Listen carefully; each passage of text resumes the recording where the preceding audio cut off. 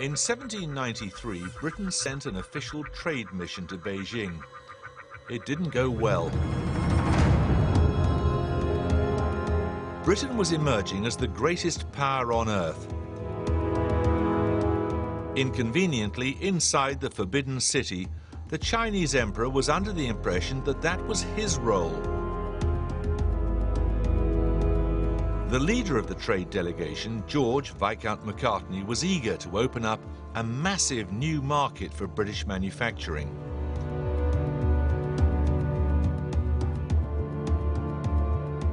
When he got there, he brought before the emperor Wedgwood pottery, Birmingham metalware, the finest scientific instruments, and a miniature planetarium.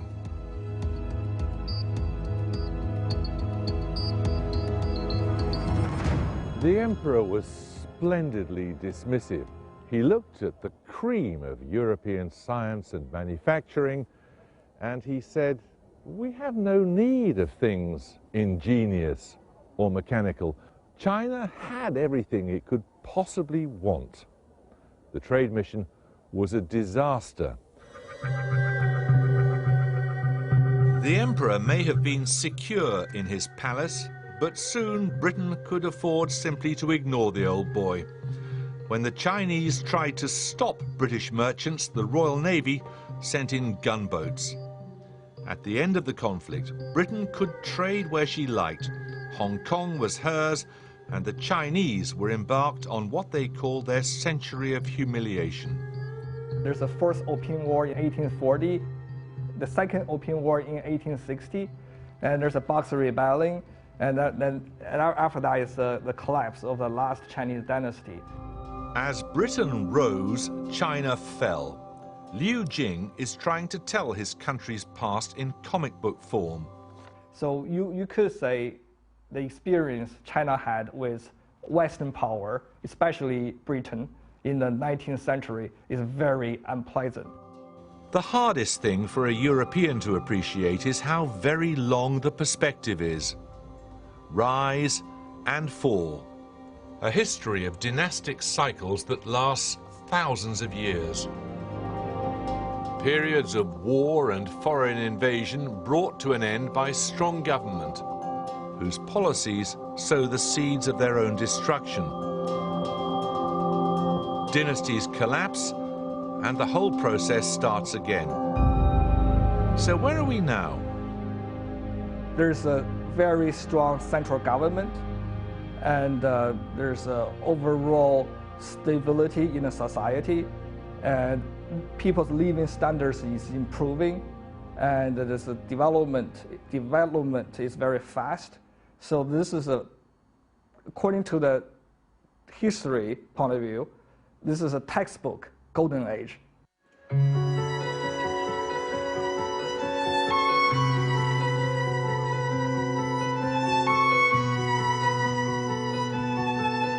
Chinese people really never have had it so good.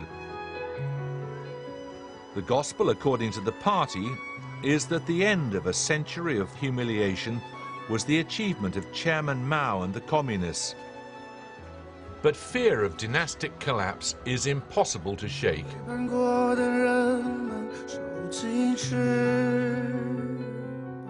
The old summer palace of the Chinese emperors took generations to construct.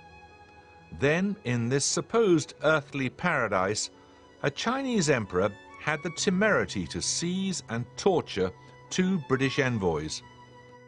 If you ask the average British citizen what Britain did in China 150 years ago, the chances are that he or she couldn't tell you. In fact, what Britain and France did was this.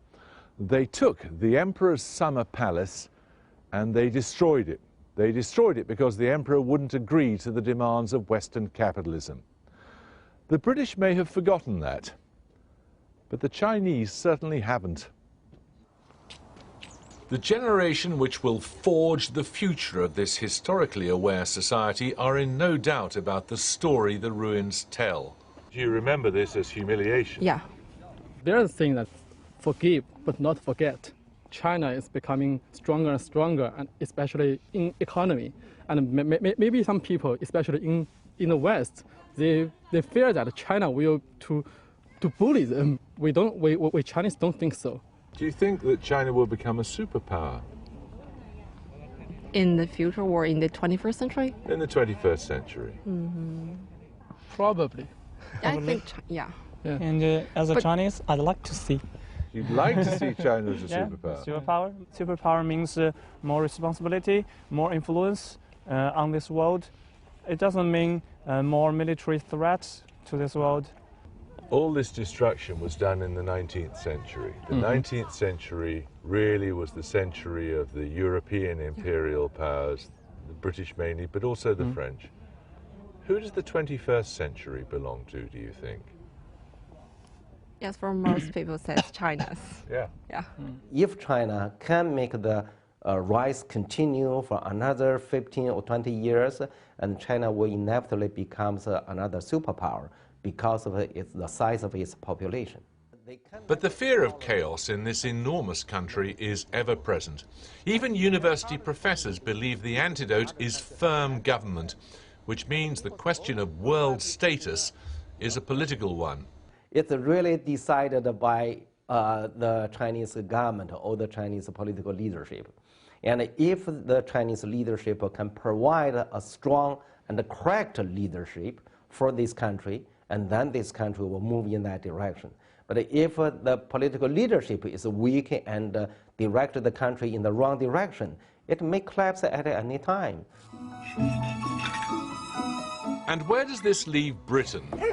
In the garden shed, according to this animation. This seems to be how the Chinese see us now. It hasn't gone quite to plan. The scheme was for the manufacturing to be outsourced to the world's most populous nation, while the clever, creative stuff stayed in Europe. Not anymore. Britain likes to call itself the design capital of the world. Well, get this. Even the animations for the London Olympics are made in China. The young people here don't see themselves as labourers. They have set their sights on the clever, creative stuff that's done in Europe and North America. This is not how complacent Western governments saw things developing. And history shows that economic gain is generally the forerunner of political and military power. My view is that when China gets the material capability larger than the US, and the leadership will inevitably fall on China's shoulder, no matter they like it or not.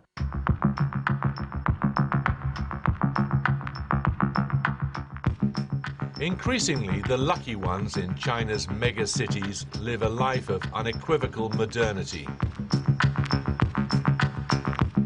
The ambitions are grand, that China becomes a global centre not just for commerce and design, but for power and influence. But can you have the freedom to create without the freedom to think? My internet access only limited to the website which Chinese government allowed to visit. In the Cultural Revolution, Mao Ushe was sent to be re-educated in the countryside and almost starved to death.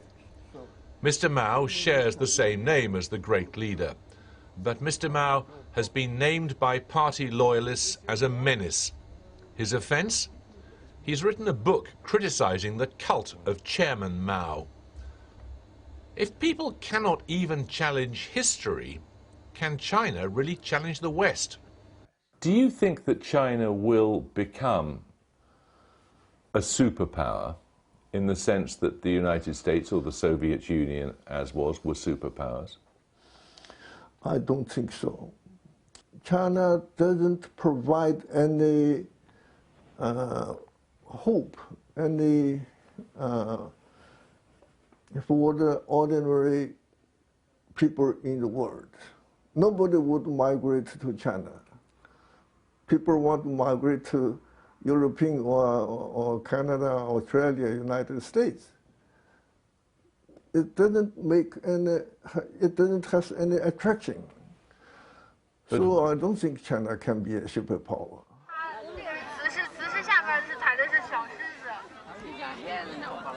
This current dynasty looks likely to remain unchallenged as long as it continues to provide a level of comfort unimaginable to China's ancestors. For ordinary Chinese, the country's international status is a lot less important than the prosperity brought by this strange marriage of communism and capitalism. There truly never has been a time in Chinese history when the country has got so much richer so quickly. The industry of the world has come calling, and this time it's been allowed in. The world has yet to see what China expects in return for its labor, but expect something it certainly will.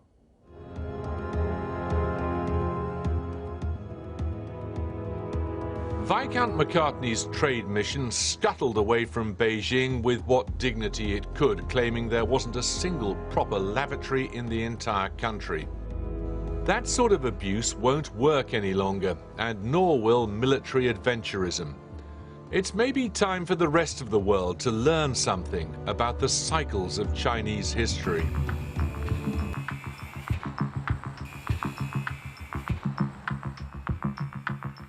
To get rich is glorious.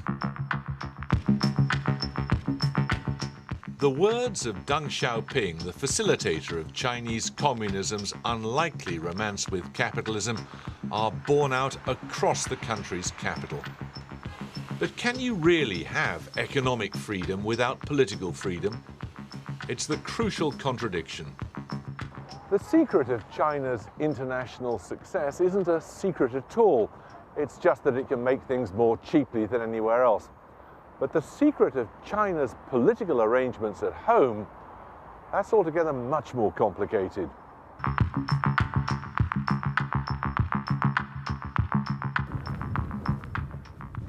Chinese emperors used to claim that the just ruler had a mandate from heaven.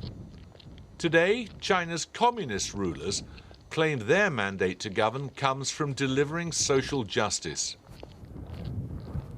Chen Yongjiang is the sort of person, a peasant, that Mao Zedong set out to help. It's been 5 years of rising ambitions and rising prosperity for Mr. Chen. He's diversified from vegetables and chickens to taking tourists along the Great Wall and feeding and lodging them in his home in the valley below. But now he looks to have collided not with heaven or history, but with money. Mr. Chen has spent years building up his business. Now the local authorities want to sell his land to a developer who plans to build a Great Wall theme park where his house now stands. The decision's been made, so the project will go ahead. It's very sad. This is a beautiful place and none of us want to leave. Mr. Chen has no say in the matter. His ambition, destined to become a necessary sacrifice. A few miles down the valley is a taste of what's to come. Under the shadow of the wall, they're already planting des reses instead of apple trees. When it comes to projects like these, it's never quite clear where the state ends and private enterprise begins. Either way, the little guy is the loser.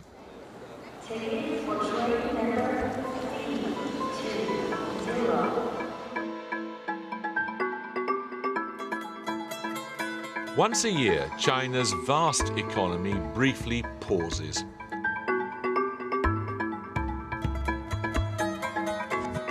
Hundreds of millions of factory and office workers head home to spend New Year with their families.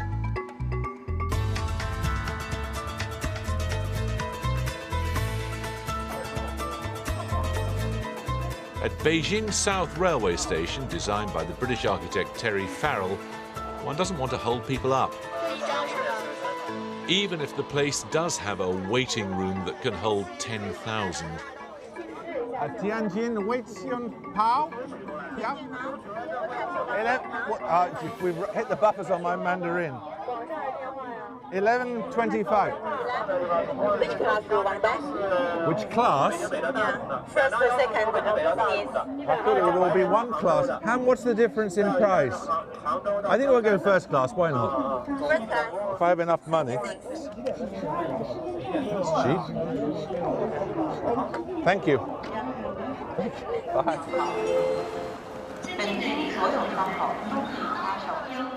Maybe there's no purity in poverty. The social contract here is pretty obvious. You're allowed to make money, but you're not really allowed to dissent. Of the enormous number of things made in the workshop of the world, this relationship between government and citizen is surely one of the very, very oddest. A communist regime that feeds its citizens by satisfying Western consumerist capitalism. But maybe if you've got enough to eat, not having a vote doesn't really matter. The reading on the commute from Beijing to Tianjin is more Financial Times than Das Kapital these days. In this People's Republic, people want to get seriously rich. To help them, the government provides a train capable of 200 miles an hour. Tianjin, once one of the resented treaty ports where Westerners were allowed to trade in China, is being rebuilt day by day on the fruits of foreign trade. Freedom appears to mean the freedom to make money. No small matter in a country where so many are still so poor. Getting rich is very, very important. We are getting richer. Almost everybody's life is getting better. This is very important because we can afford better lifestyles. We can do more things. We can have more choices. People want to make more money so they can do more things, as you say, but there are still lots of things they can't say. That's true, isn't it? Yes. Among the gloom of so many skyscrapers, Tianjin is one of the few Chinese cities to have preserved its colonial past. The Astor Hotel was founded by a British Methodist missionary in the 1860s. There's no love for the colonial powers and the imperial dynasty that accommodated them, except in the travel and tourism trade. We're now in the original hotel, are we? Yes, and we work here, and all the people say this is the luckiest place of our hotel because the last emperor and empress, they used to dance here very often. So this is the luckiest place. Now you are standing here. Ah, well, I feel lucky already. Yes. There was, of course, no freedom whatsoever when foreigners did as they pleased in a feeble China. Nowadays, the foreigners' bar isn't reserved for foreigners. Sawyer and her friends are the new Chinese middle class, happier talking about Sex and the City than the little red book. So you feel as free as a woman in the West? Yeah, we feel free. We feel free. We can do the things we want. Yeah. No, you can't. What do you mean by you can't change your government? Why we have to change our government? I can't change by myself. But you might not want to, but don't you want the freedom to do it? Freedom. You want the right. Don't you want the right to decide the laws under which you live? We have the right to decide something. But you can't get rid of the Communist Party. Why we need to get rid of it? Well, because you might not like it. Why you have to change it? This is our government. It raise us, and they give our clothes, schools, food, everything, But maybe the definition of the freedom you mean, maybe it's different from ours.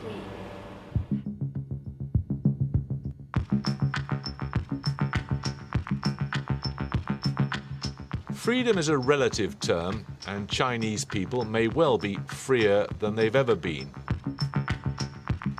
Maybe we worry too much about definitions, and maybe the amazing growth of China can continue forever.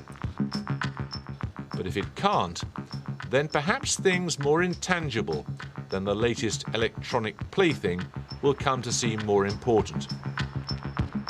But not for now.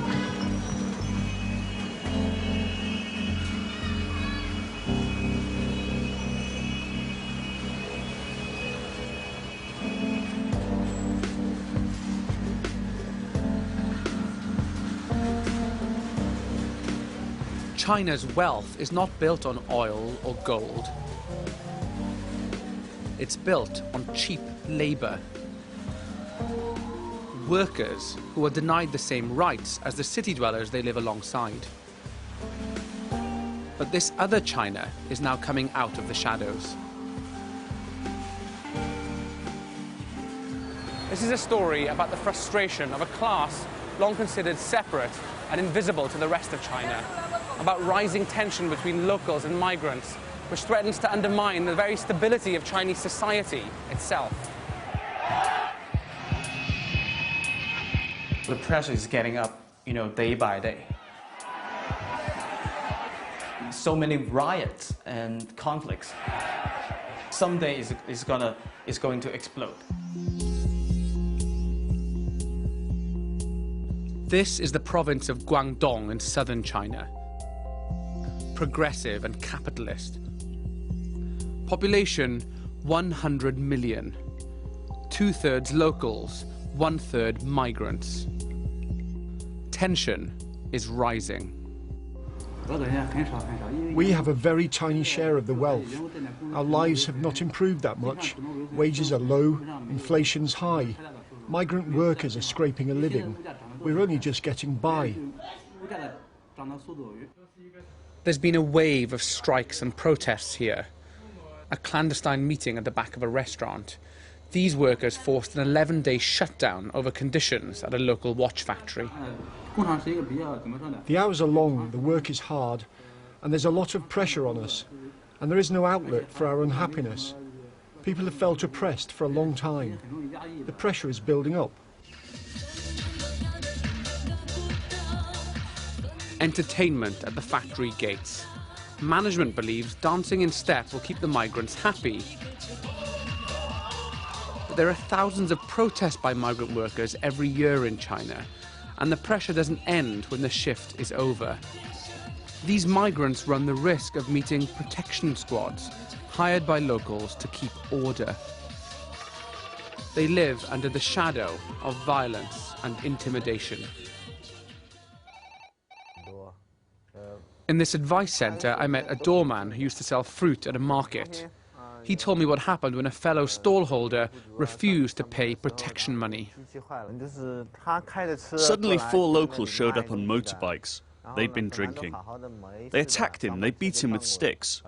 It lasted for 2 hours, even though the police station was just around the corner.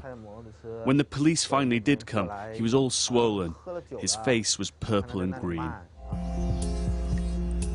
Migrant workers are vulnerable because they don't have what's known as a hukou. Hukou is your residency permit in China.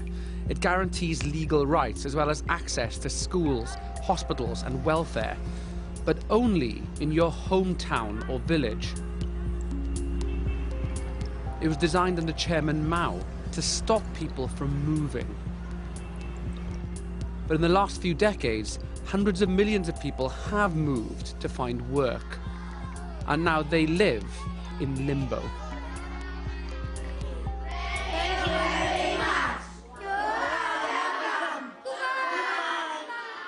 This is what not having a local hukou means. Education is largely free to locals, but migrants must pay. Almost a year's salary to put your child through primary school. 1/3 of these children are from migrant families. Xiao Zhang's parents came from Sichuan province, but the school has waived his fees because his family faces bigger problems. Xiao Zhang is a very good student. Every morning he read English at home for 1 hour. And what happened to Xiao Zhang's mother?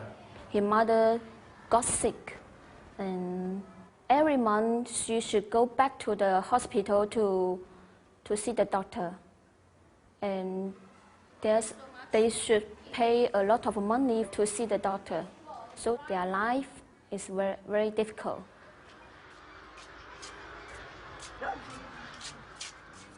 Xiao Zhang's parents earned £60 a week, just enough to get by on until his mother found a lump in her breast. Doctors told her she had cancer, that she needed a mastectomy, that without a local hukou, she'd have to pay for it herself. The family has gone deep into debt. I have been crying since the moment I found out. I lost a breast. I no longer feel like a woman. Our fate is a bitter one. Factories are meant to provide medical cover for migrants without hukou, but many don't bother. Hers eventually did make a contribution. Then they docked her wages and tried to sack her. The factory kept trying to make me resign. I told them, I can't afford to leave. I've contributed to my insurance. Now that I'm very ill and I need the money, you want me to go? Caught between the gaps in China's system. Turned away because she's not an official resident. Just because you're a non-hukou holder and I don't see a medical insurance record. So I'm sorry you have to go to another hospital. So seriously sick people are turned away from hospital? Yeah. Because they don't have this permit? Exactly.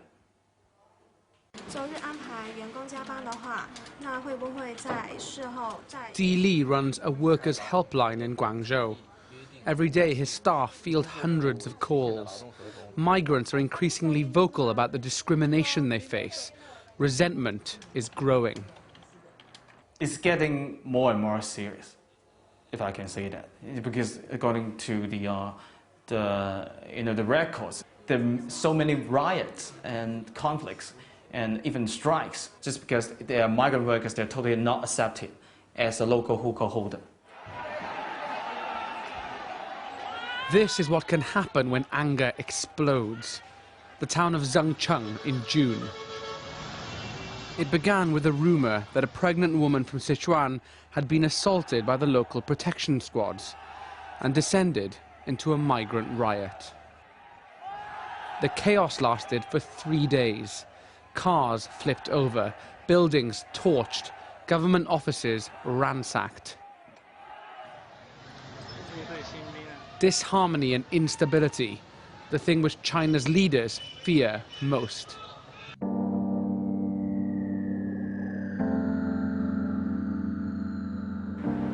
For many years, it didn't matter that millions of migrants didn't have proper access to hospitals and schools, because everyone was on the make. But the long boom is over. Life in China is getting harder. Food prices are rising, job opportunities are shrinking, and public services are under intense pressure. Suddenly, a large population of restive, unregistered migrants looks like a problem to China's leadership.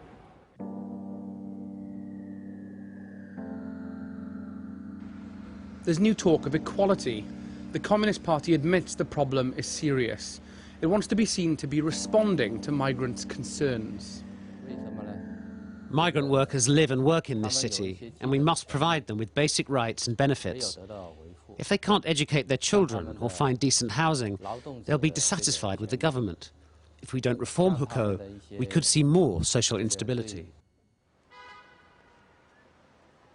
The government's language is changing.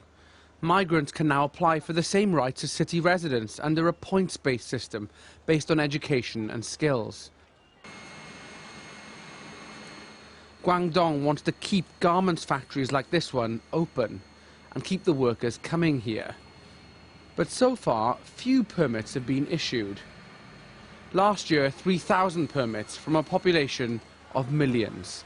A drop in the ocean. If you recognise the problem, why don't you just do away with this distinction? Why don't you treat all the residents of the city the same now?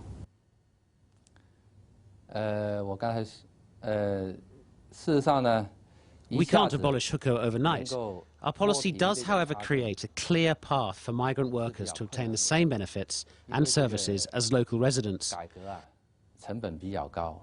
But there is a huge cost associated with that. That's why we are introducing the point system gradually. The government fears unrest, but it's equally scared of the huge costs of absorbing migrants, of public services swamped, of city dwellers in revolt. But this new generation of workers may not wait much longer. Internet cafes are where many young Chinese migrant workers spend their one day off a week. Aspirational, aware, online. This generation of Chinese migrant workers matters because they're so very different from their parents. They live their lives online. They're part of a much bigger world. Comparing to the last two generations, they have a more open-minded mindset, and also they have a better channels to express themselves. Right? So yeah, that really leads to a consequence that the tension is getting more and more serious, and the government knows that.